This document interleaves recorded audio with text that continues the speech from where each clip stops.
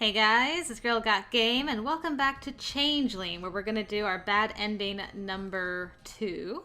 So, I loaded the second save from the first bad ending I did last video. And this time, we are going to stand our ground and fight like we did when we did our best ending. So all the other choices from last video are the same up to this point. Okay, so we got save this time. And I can pick any choice here. So I'll smack him with a pillow, because I didn't do that the first time.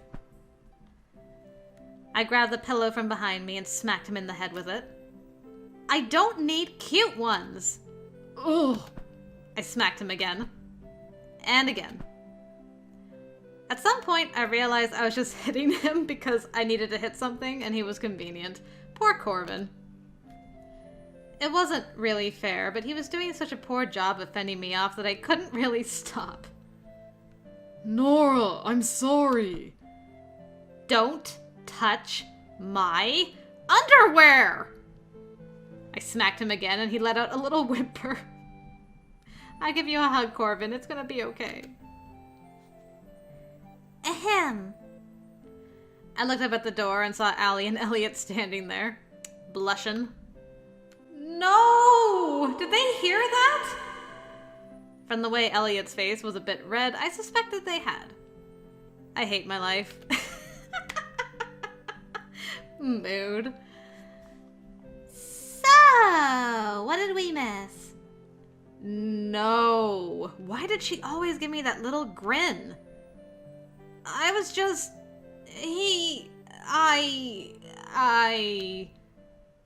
I brought you coffee. Ah, good segue, girl. Thank you. Thank you for sparing me. Okay, I can do anything here as well. This one. I glared at him again. I haven't decided yet how mad I am at you. I could have just not gotten you any clean. No! Just stop! Beside me, Allie snickered quietly. I shot her a glare too before huffing an annoyed sigh. But if you think your siblings can help answer some of these questions, then we should go. Nora, are you sure? Their help isn't free. Are they going to ask for a kidney? I don't think they deal in internal organs. Then, if it'll help me fix all this, it's worth it. Well, I can't make any promises. It seems like it's the only thing we've got right now. Okay. Let me get changed, learn some magic. This one can be anything as well.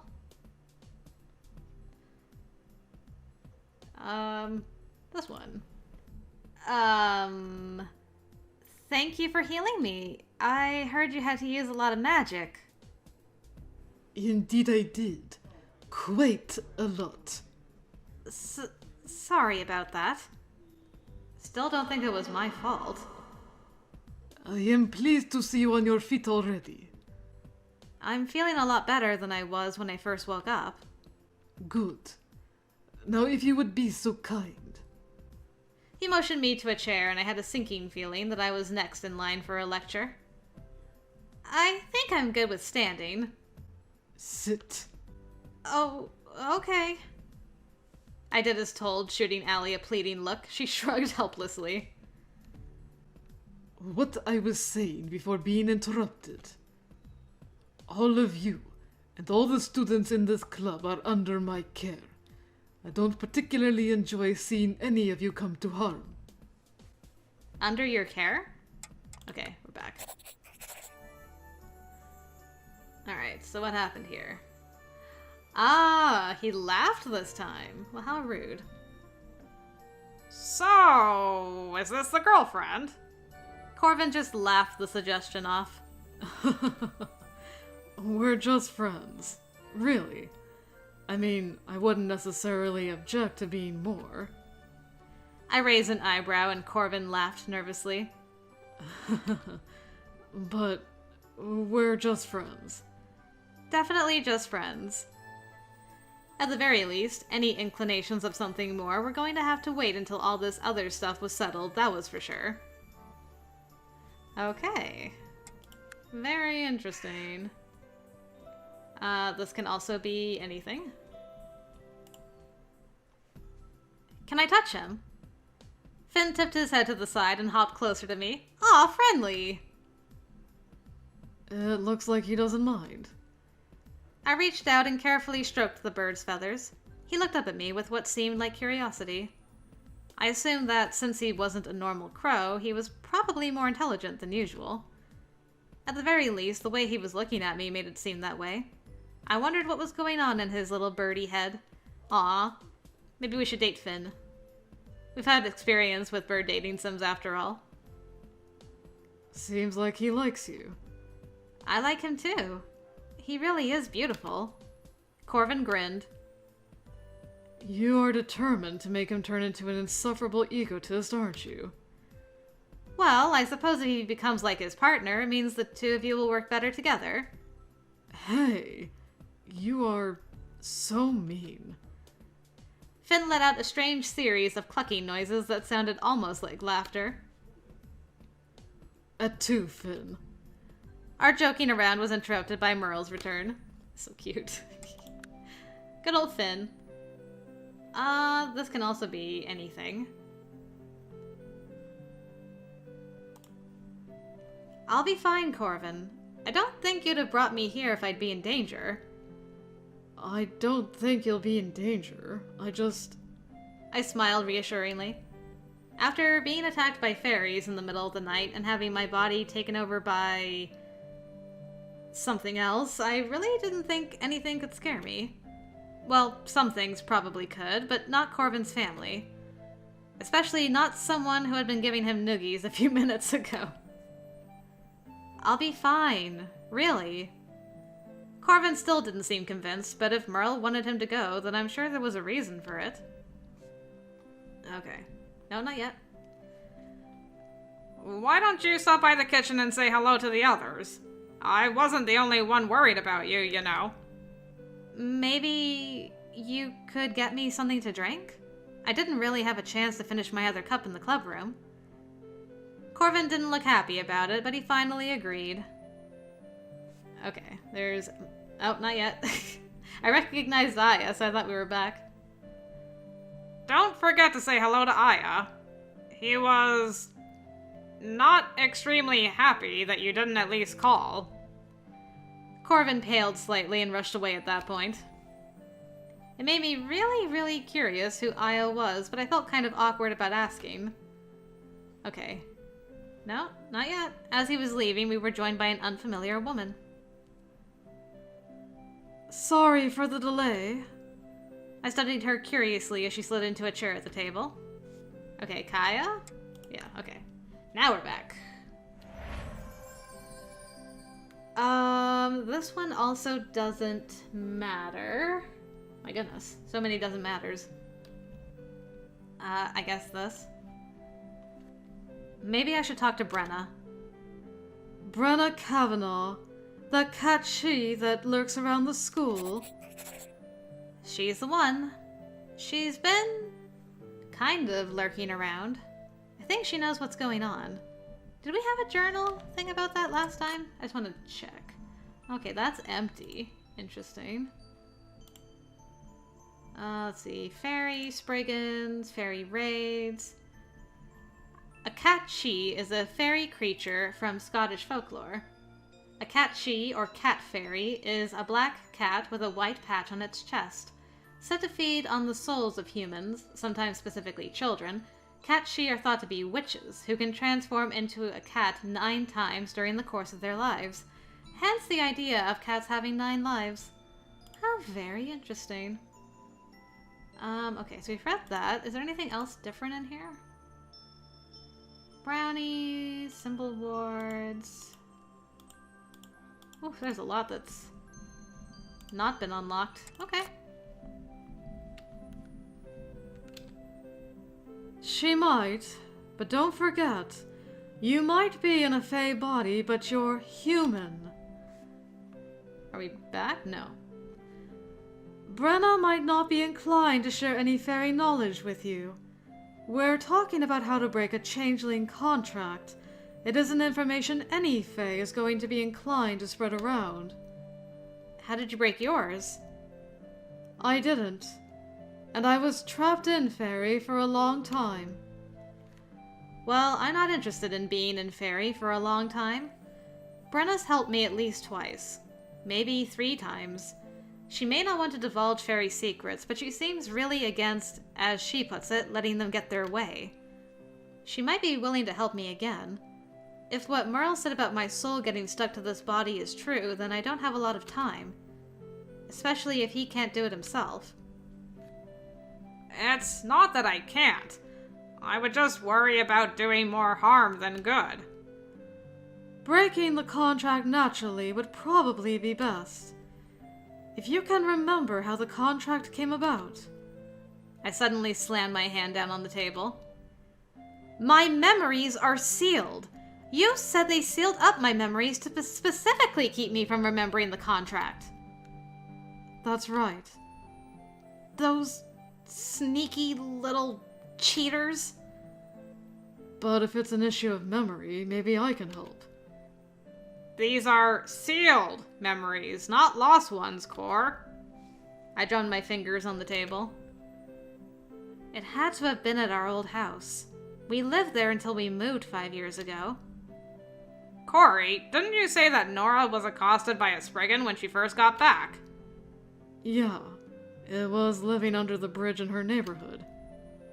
A Spriggan? Yeah, it grabbed my arm. Kept saying, "You're back." It tried to drag me off into the woods, but what's the relevance? Spriggans are part of the Slua, a horde of fae that follow the Unseelie court, and that Cait Sidhe also has some kind of ties to the Unseelies, which means they're likely the ones who targeted you.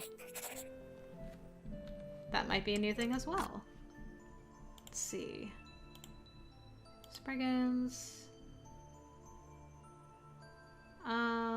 Okay, that's the Unseelie court. I don't think we read about this. Fairies usually fall into one of 2 categories, trooping fairies or solitary fairies. Trooping fairies then split into several different groups, but 2 of the more well-known are the Seelie and Unseelie courts. Seelies are supposedly benevolent fairies who like humans, while the Unseelies are evil jerks who like to annoy and bully them. Okay.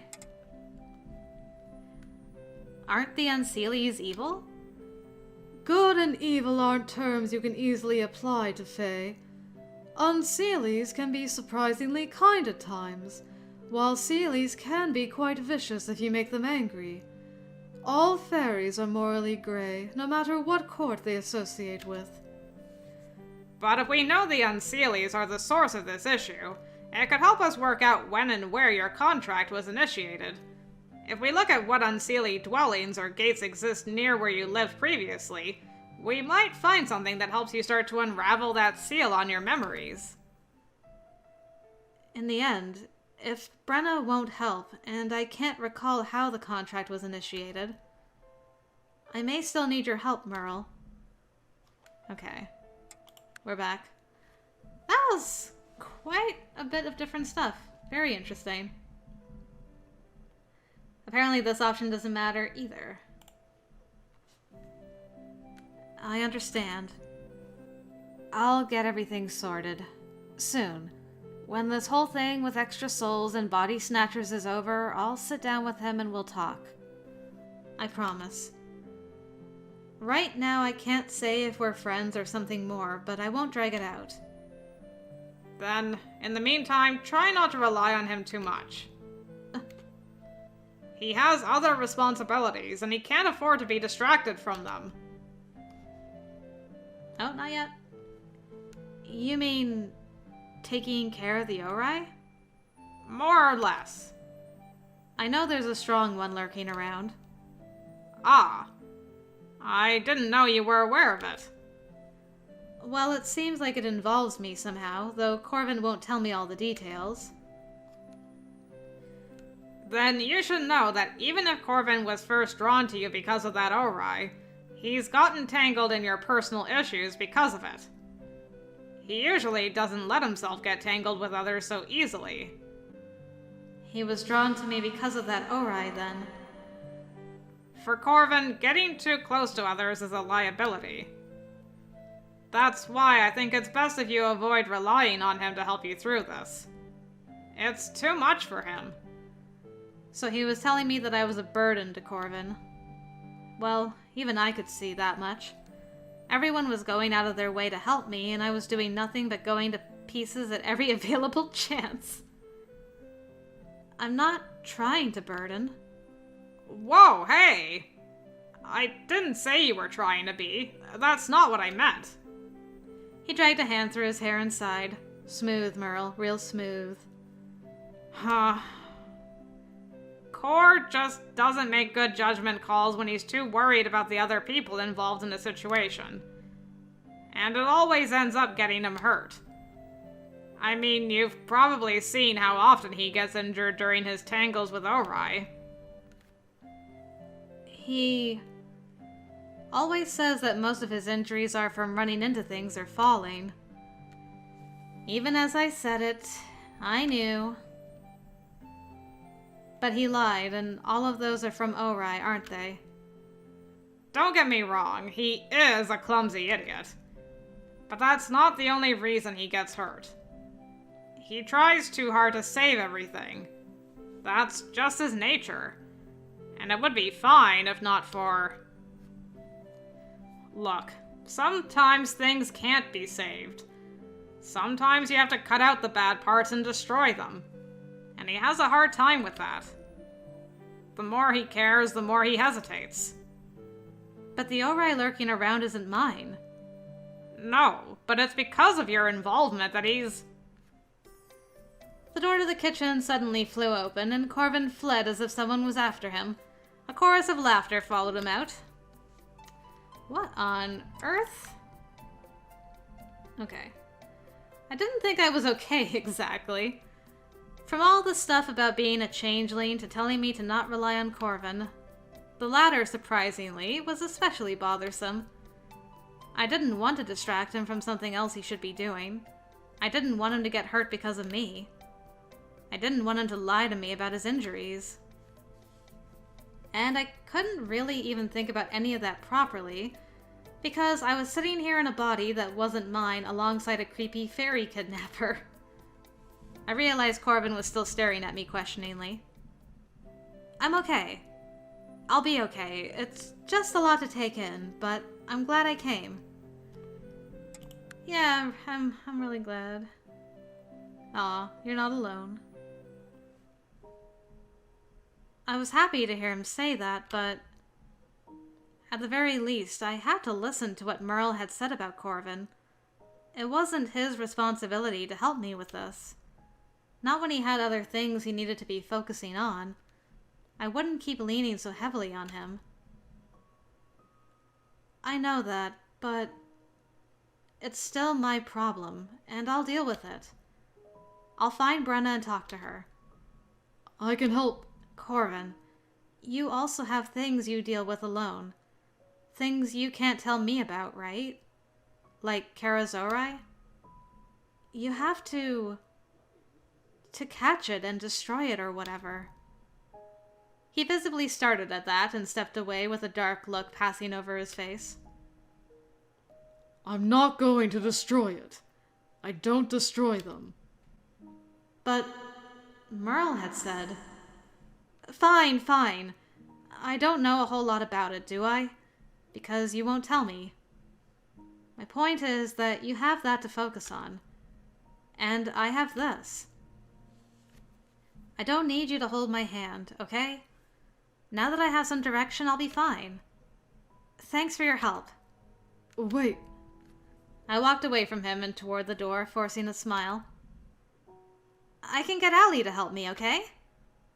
I opened the door and started through. Corvin gripped my wrist and pulled me back into the courtyard with him. Hey! Are you mad at me? What? No, it's not that. I just don't think I need your help with this. You've already done so much, and I don't want to burden you with more stuff. Burden?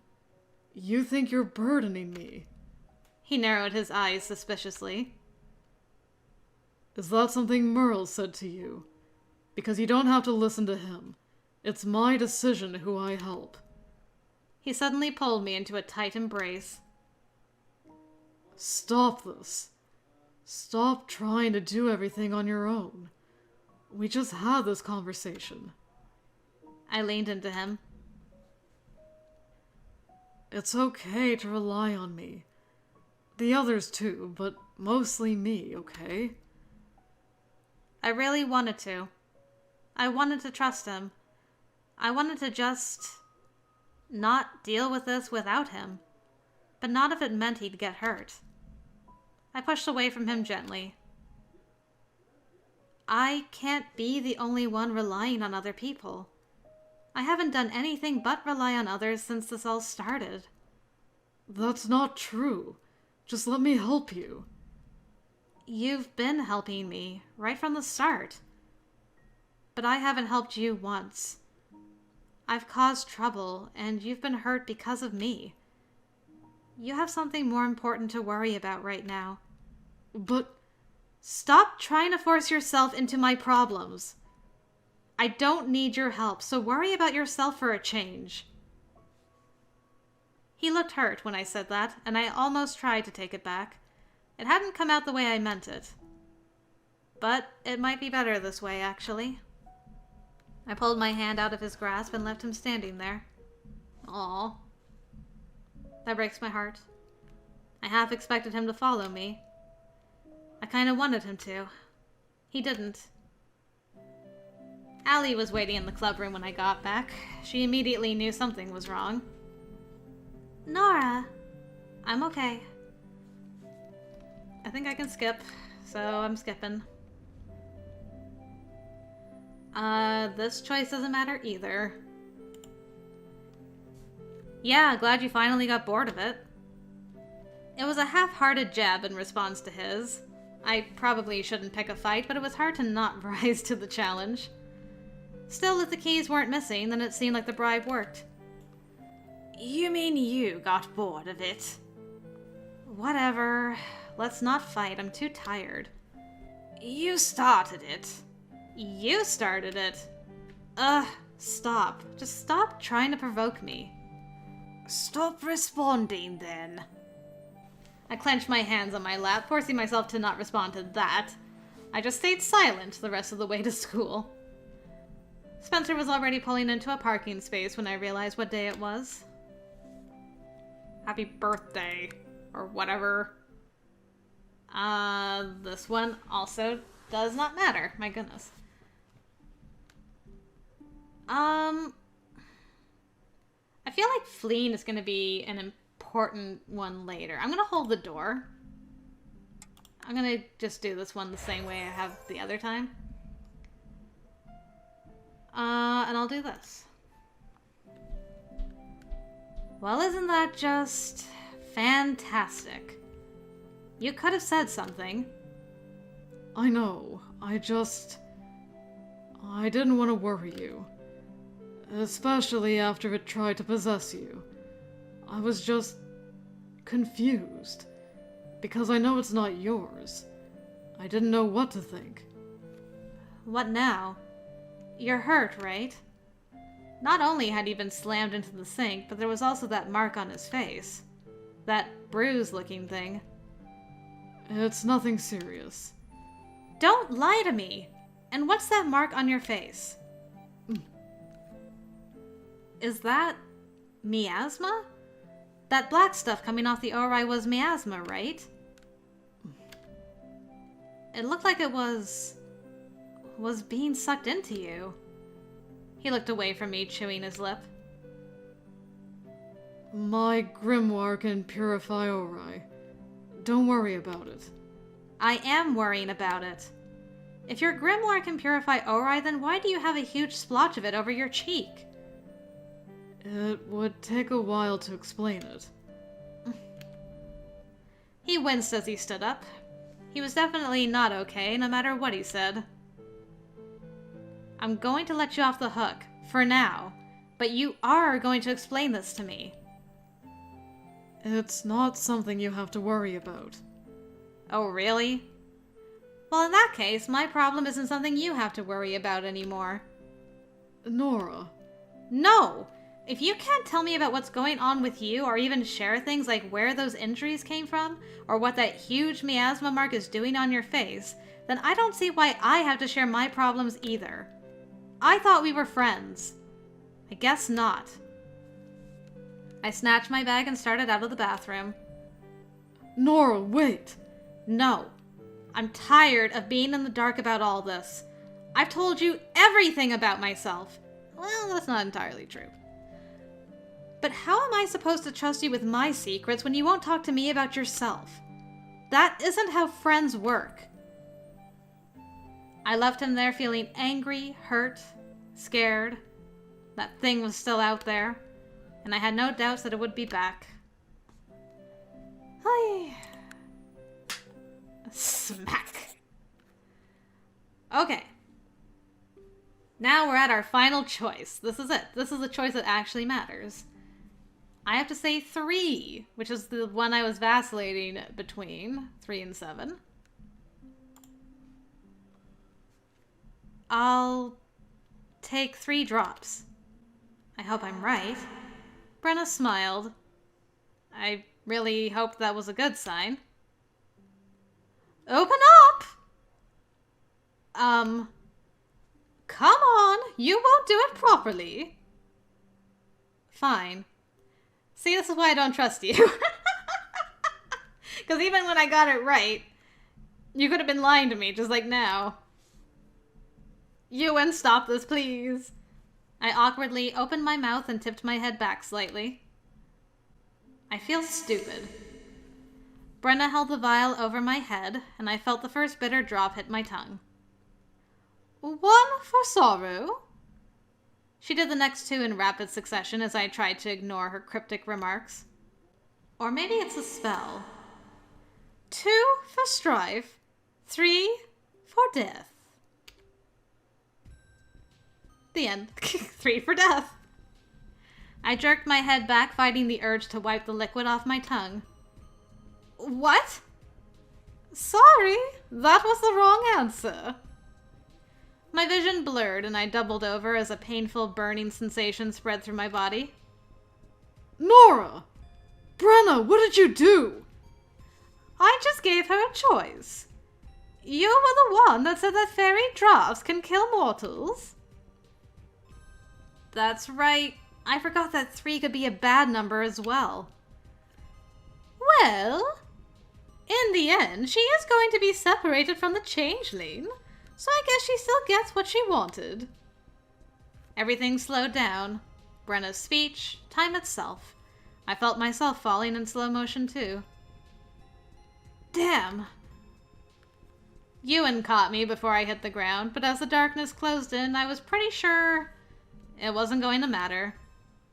That was the last thing I knew before everything stopped. Thou know'st 'tis common, all that lives must die, passing through nature to eternity. But you died in Ewan's arms? Is that really a bad ending? I'm terrible. 3 for death. Hooray! Well, we did it. Not as long as the first bad ending, but quite a bit of different stuff once again. I gotta say, I am in love with the skip UI, that it doesn't highlight unless you've actually come back to skippable text. That is so nice. I really like that. Alright, well, suspicions confirmed. Brenna, always be sus of Brenna. She'll never be your friend. And Ewan? Looking like best boy already, so there you go. Alright guys, thanks for joining me for this. Hopefully I'll see you for bad ending number 3.